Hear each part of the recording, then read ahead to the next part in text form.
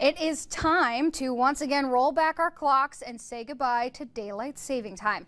Good evening, I'm Riley Connell. Deanna is off tonight. This change can affect your sleep, among a few other things. News 10's Marz Ander is in the studio with what you need to know. Hi, Marz. Hi, Riley. Thanks so much. Our clocks will fall back to standard time on Sunday.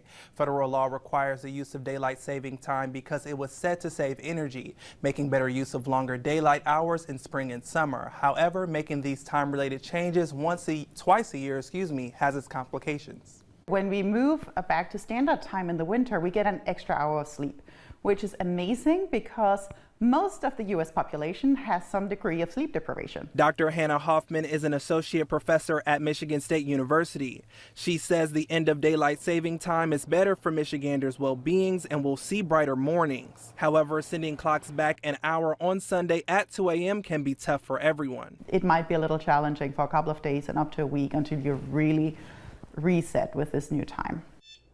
Older adults and children may experience trouble with sleep, while those who use medication at a certain time may experience their own difficulties. It's really important to not mix up the AM/PM timing of these drugs because some drugs are very time of day sensitive. State Representative Bill Schuette is looking to permanently place Michigan on standard time year-round with House Bill 5566.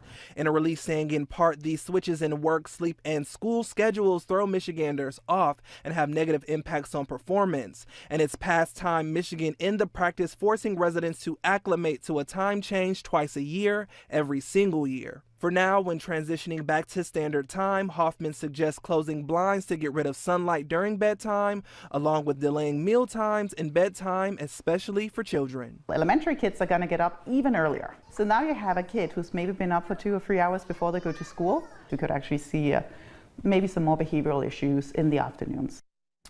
Hoffman says those delays should be no longer than 15 to 30 minutes. The American Academy of Sleep Medicine says establishing standard time permanently would avoid potential health risks, with some other agencies saying there are benefits to daylight saving time. Riley? All right, thank you, Marz. Senate Bill 168 was introduced in Michigan back in 2023. It looks to adopt daylight saving time year-round with the approval of Congress. It's still waiting for a hearing in the Government Operations Committee, along with House Bill 5566.